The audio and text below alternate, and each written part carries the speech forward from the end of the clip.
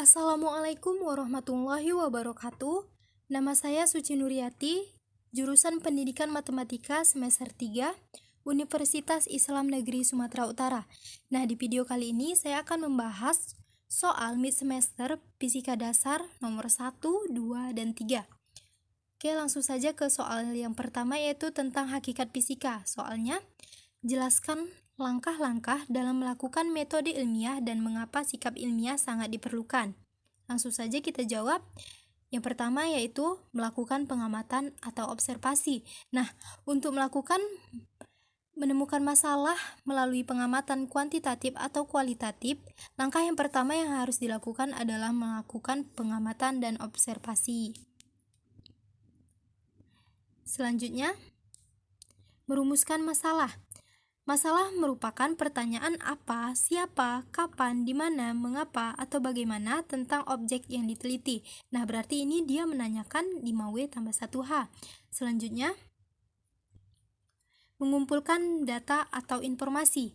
Nah, data dapat diperoleh dari literatur, buku, atau informasi yang ada di internet yang sesuai dan mendukung teori dalam penelitian. Oke, baiklah, selanjutnya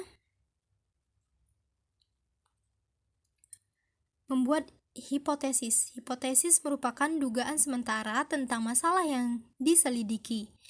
Jika setelah diuji hipotesis tidak diterima, kita harus mengubah hipotesis tersebut sehingga dapat ditarik kesimpulan. Selanjutnya, melakukan percobaan atau eksperimen. Nah, percobaan atau eksperimen dilakukan untuk menguji kebenaran hipotesis. Ada 3 jenis variabel yang perlu diperhatikan pada suatu percobaan yang meliputi.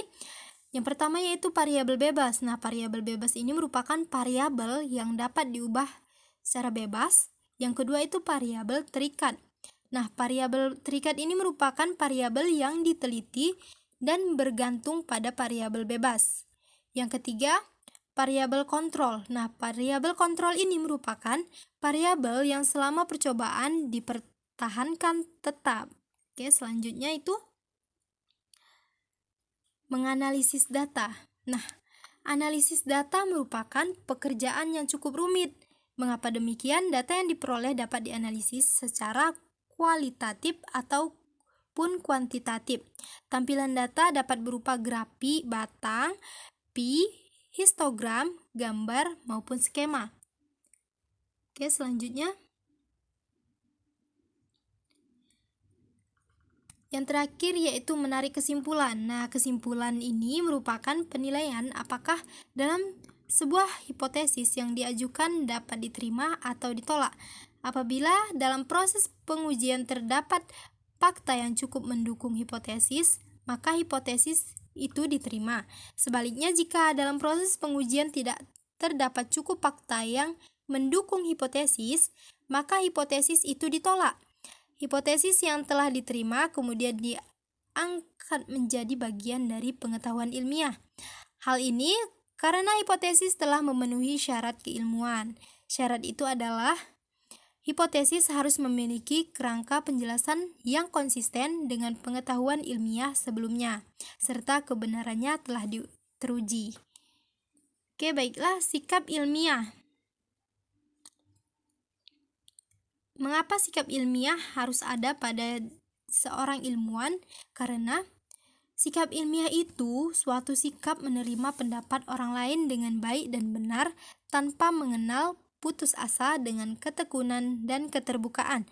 Nah, sikap ilmiah ini merupakan sikap yang harus ada pada diri seseorang ilmuwan atau akademisi ketika menghadapi persoalan-persoalan ilmiah untuk dapat melalui proses penelitian yang baik dan hasil yang baik pula. Sikap ilmiah diantaranya sabar, teliti, tekun, ulet, kerja keras, pantang menyerah, dan bertanggung jawab pastinya. Jadi dalam melakukan metode ilmiah, seorang ilmuwan harus memiliki sikap ilmiah agar observasi yang dilakukannya berjalan dengan lancar.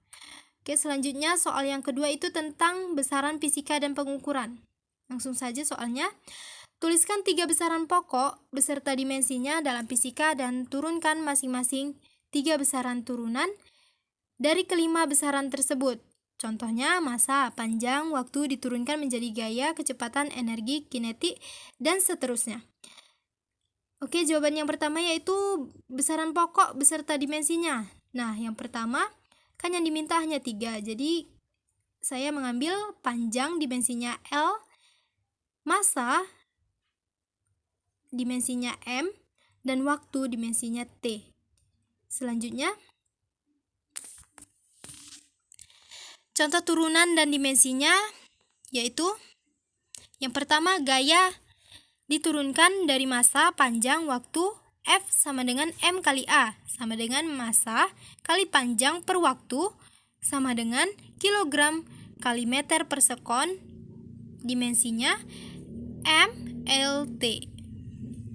Yang kedua, kecepatan diturunkan dari jarak dan waktu. Kecepatan sama dengan jarak atau waktu sama dengan meter per sekon, dimensinya sama dengan L per T. Yang ketiga,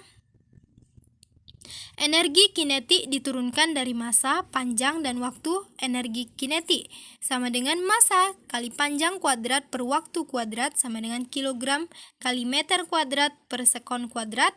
Dimensinya yaitu M kali L kuadrat kali T kuadrat. Nah, selanjutnya soal nomor 3. Buatlah sebuah contoh hasil pengukuran minimal 2 variabel seperti luas, volume, muai, panjang muai volume, dan lain-lain. Gunakan persamaan diferensial untuk mendapatkan ketidakpastian relatif hasil pengukuran 2 atau lebih besaran fisika. Nah, contohnya itu luas sama dengan panjang kali lebar, maka ketidakpastian relatifnya delta L per L sama dengan bla bla bla tambah bla bla bla dan seterusnya. Langsung saja kita jawab. Ukuran sebuah persegi panjang adalah dengan panjang sama dengan 5 lebih kurang 0,2 cm dan lebar sama dengan 10 lebih kurang 0,4 cm, maka ketidakpastian luasnya adalah diketahui delta X per X-nya itu sama dengan 0,2 per 5, delta Y per Y-nya itu sama dengan 0,4 per 10, dan luasnya sama dengan 50 cm kuadrat. Langsung saja ke penyelesaiannya. Delta L sama dengan delta X per X ditambah delta Y per Y dikali L. Langsung saja kita masukkan nilai-nilai yang sudah diketahui tadi. 0,2 per 5 ditambah 0,4 per 10 dikali 50. Maka delta L sama dengan 0,04 ditambah 0,04 dikali 50. Delta L sama dengan 0,8 kali 50. Maka hasilnya adalah 4. Jadi luas persegi panjang dapat dituliskan dengan L sama dengan 50 lebih kurang 4 cm kuadrat. Oke. Cukup sekian pembahasan soal mid semester fisika dasar dari saya. Saya akan melanjutkan soal yang keempat, 5, 6 di video berikutnya. Terima kasih. Wassalamualaikum warahmatullahi wabarakatuh.